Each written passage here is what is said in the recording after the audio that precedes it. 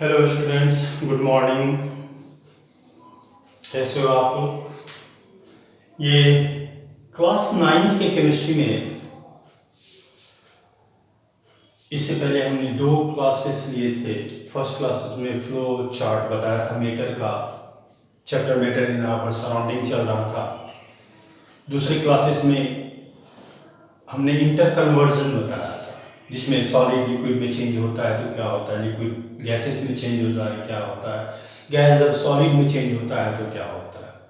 यानी हमने बताया था कि when solid changes into its liquid state after increasing the temperature, that is called the fusion. When liquid substance changes into its gaseous state after increasing the temperature, that is called the evaporation.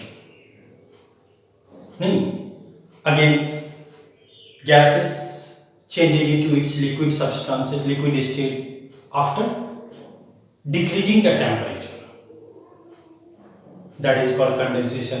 Again liquid changes into its solid state decreasing after decreasing the temperature, that is called the solidification.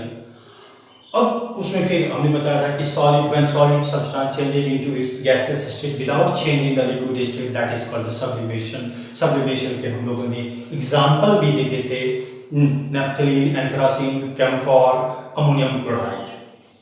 Okay, आज हम लोग पढ़ेंगे इसमें characteristic of particles of matter.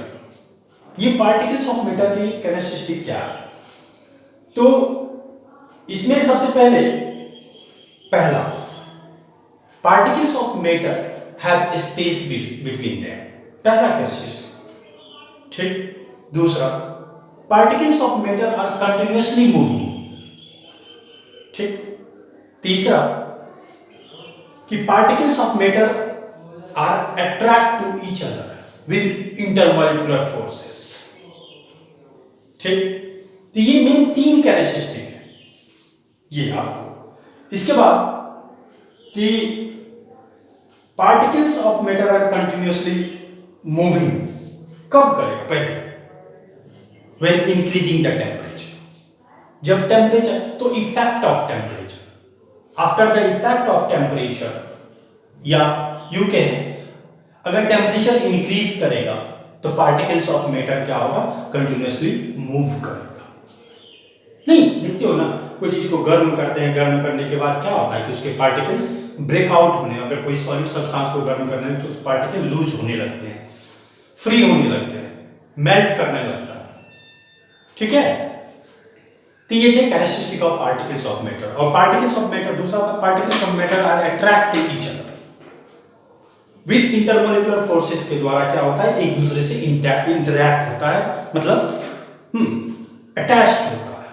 जैसे ये solid substance पे particles of matter क्या है? मतलब ये attract to each other with high intermolecular forces के द्वारा। लिक्विड में सब्सटेंस में हमने देखा कि लूजली पैक्ड होते हैं, जबकि गैसेस सब्सटेंस में इंटरनल ये मॉलिक्यूलर फोर्सेस नेग्लिजिबल होते हैं। ठीक है, ओके। इसके बाद तब हम लोगों ने जब कन्वर्जन देख लिया इसका, आप लोग, हमने बोला था कि आप इसका सबको डेफिनेशन लिख लेंगे, fusion, solidification, evaporation, condensation, sublimation. आसान है, आप लोग लिख लिया। अब जैसे मान लीजिए अब हमको इसमें टेम्परेचर स्केल पढ़ना है। टेम्परेचर स्केल कि यहां पर मेनली जनरली 3 स्केल्स होते हैं, ऐसे 5 होते हैं, लेकिन पढ़ना चाहिए 5 कौन कौन होते हैं? सेल्सियस स्केल, जिसको degree Celsius, degree Fahrenheit, Kelvin, Reaumur और रेनकिन। लेकिन पढ़ना 3 ही है, उस पर 3 पे फोकस करेंगे। तो डिग्री सेल्सियस, आप लोग मैथ्स में भी 6-7 सब में है कि वो कन्वर्जन टेम्परेचर के द्वारा दिया गया है कि कैसे डिग्री सेल्सियस से डिग्री फ़ारेनहाइट में चेंज करेंगे, या डिग्री सेल्सियस से केल्विन में चेंज करेंगे, फ़ारेनहाइट को कैसे केल्विन। तो आप यहाँ पे देखेंगे कि इसके लिए एक फॉर्मूला है। जैसे मान लीजिए C डिग्री सेल्सियस जानते होंगे, F-32/9, और K degree Celsius, degree Fahrenheit, और केल्विन 273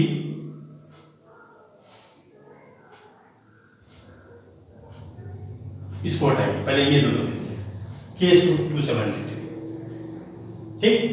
तो पहले इसको देखिए, इसके बाद अब जैसे मान लीजिए डिग्री सेल्सियस निकालना है तो हम लोग क्या करते हैं, F माइनस 32/9 इंटू 5, ठीक।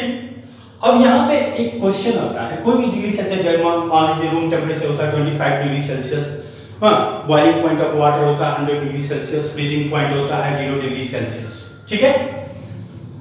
तो अब यहाँ पे देखेंगे तो इसके बाद जाके अब जैसे मान लीजिए 25 डिग्री सेल्सियस, इसको आपको कन्वर्ट करना है फ़ारेनहाइट में, तो कैसे चेंज करेंगे? तो इसमें क्या क्या लिखेंगे? इसमें लिखेंगे यहाँ पे इसी फॉर्मूले पर आप क्या करें, 25/5 डाल के F माइनस 32/9 कर दे, तो F minus 32 is equal to 25 into 9/5, 5 और F minus 32 is equal to, ये कितना हो गया 45, और F is equal to 45 plus 32, तो आप देखेंगे 77 डिग्री फ़ारेनहाइट। तो इस तरह से हम कन्वर्ट करते हैं कोई एक वैल्यू, अगर मान लीजिए डिग्री सेल्सियस में दिया हुआ है तो यहाँ पे लिख देंगे, डिग्री फ़ारेनहाइट में दिया हुआ है तो यहाँ लिख के दूसरा हम निकालते हैं, ठीक। अब देखिए, अब मान लीजिए डिग्री फ़ारेनहाइट और यहाँ पे केल्विन में दिया हुआ K माइनस 273/5, तो इसमें अगर केल्विन में दिया हुआ है तो उसको यहाँ पे लिख देंगे, ठीक। फ़ारेनहाइट हमारा निकल जाएगा डिग्री फ़ारेनहाइट, अगर डिग्री फ़ारेनहाइट दिया हुआ है यहाँ पे लिख देंगे, मेरा केल्विन में निकल जाएगा, ओके।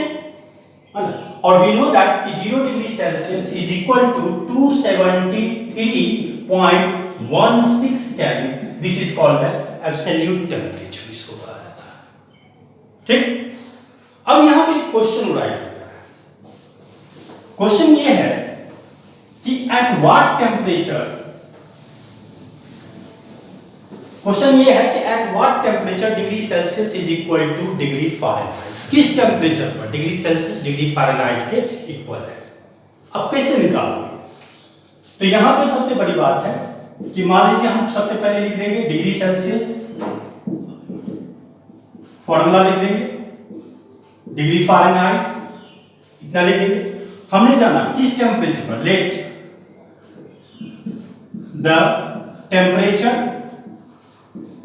बी एक्स, मान लीजिए एक्स, तो x/5, x माइनस 32 है ना, या let the temperature be x, मान लीजिए दोनों को हम x माने हैं, अपॉन ये x है ना 32/9।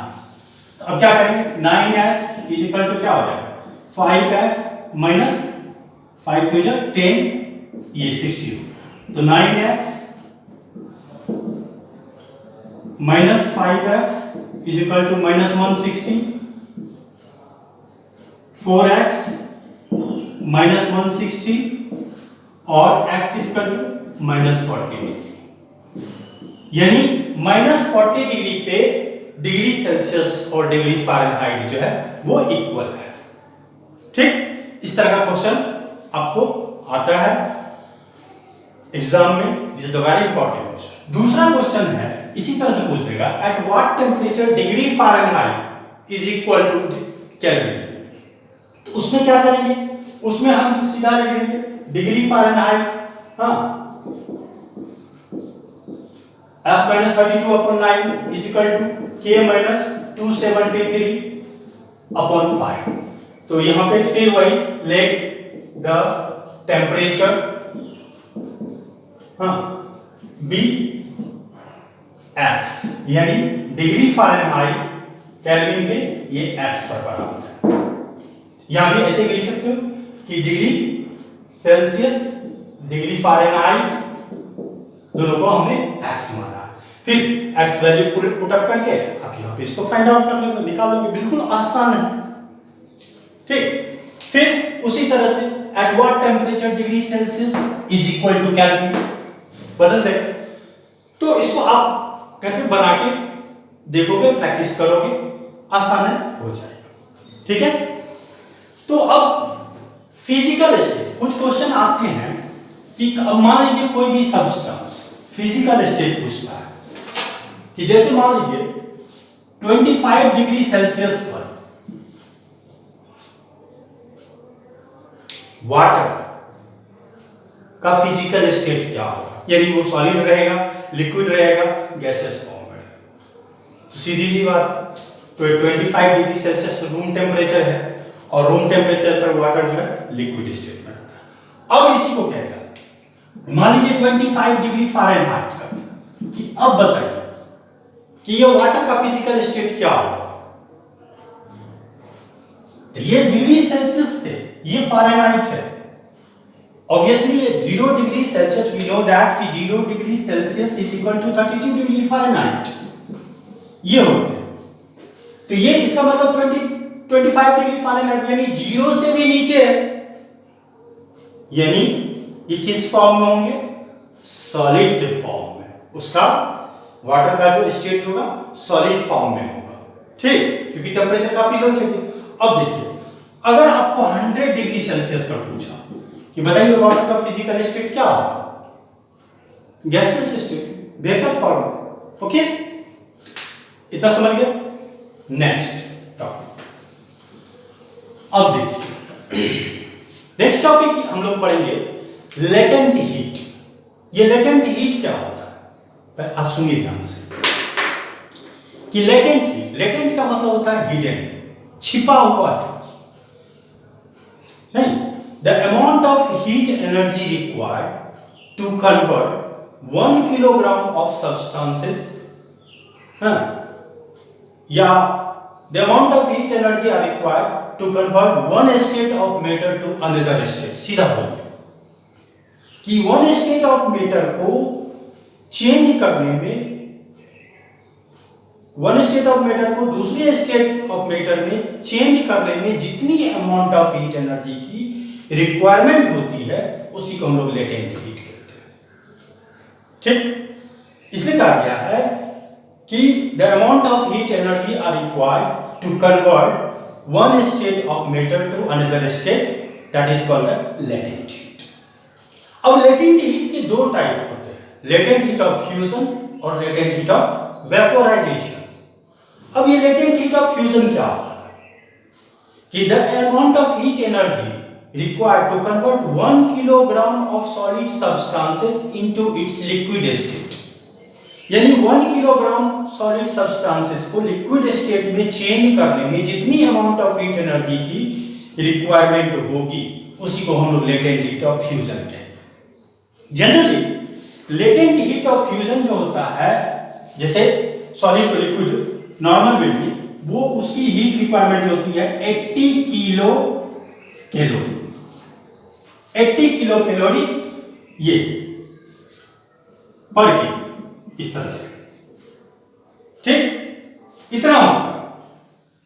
अब ये 80 हम जान रहे हैं कि अब इसको कन्वर्ट कीजिए, आपको इस फॉर्म में नहीं दिया, आपको जूल में दिया हुआ है, जूल पर केजी। अब जैसे 1 कैलोरी वी नो दैट कि 4.18 जूल होता है, ठीक।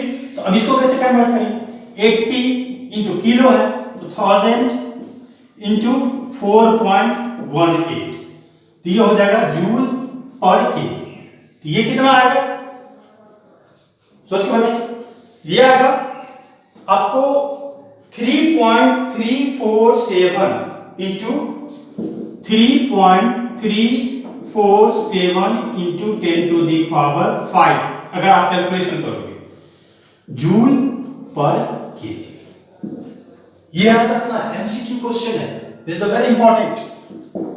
इस फॉर्म में जनरली आपका बुक में आपको इस फॉर्म में मिलेंगे, है ना, और जब कॉम्पिटिटिव एग्जाम का दोगे वहां पे एमसीक्यू में इस तरह का मिलेगा। इसलिए याद रखना 80 किलो कैलोरी, 1 कैलोरी में 4.18 जूल, ठीक है। तो ये थे latent heat of fusion.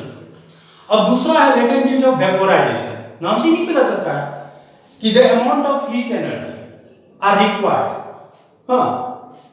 1 liter of liquid substance या 1 kg of liquid substances to its gaseous state, यानी लिक्विड सब्सटेंसेस कुछ गैसियस सब्सटेंसेस में यानी लिक्विड स्टेट को गैसियस स्टेट में चेंज होने में जितनी अमाउंट ऑफ हीट एनर्जी की रिक्वायरमेंट होती है उसको हम लोग लेटेंट हीट ऑफ वेपोराइजेशन कहते हैं। ठीक है, तो उसमें लेटेंट हीट ऑफ वेपोराइजेशन में आप देखोगे कि लेटेंट ऑफ वेपोराइजेशन में उसकी जो नॉर्मल हीट होती है, एनर्जी जो होती है, वो 540 किलो कैलोरी होती है। In comparison to latent heat of fusion it is very large. अब जैसे एक एनसीईआरटी में क्वेश्चन है, which is more severe boiling water और steam? Obviously steam. Why? Because it has a high latent heat. इसीलिए देखते हो जब स्टीम से लगता है, कहीं गलती से भी लग जाती है, कुकर वगैरह खोलते हैं अचानक ऐसे करते हैं, रिएक्ट करते हैं। क्यों? क्योंकि पूरा सेल्स टिश्यू तक को वो इफेक्ट कर देता है।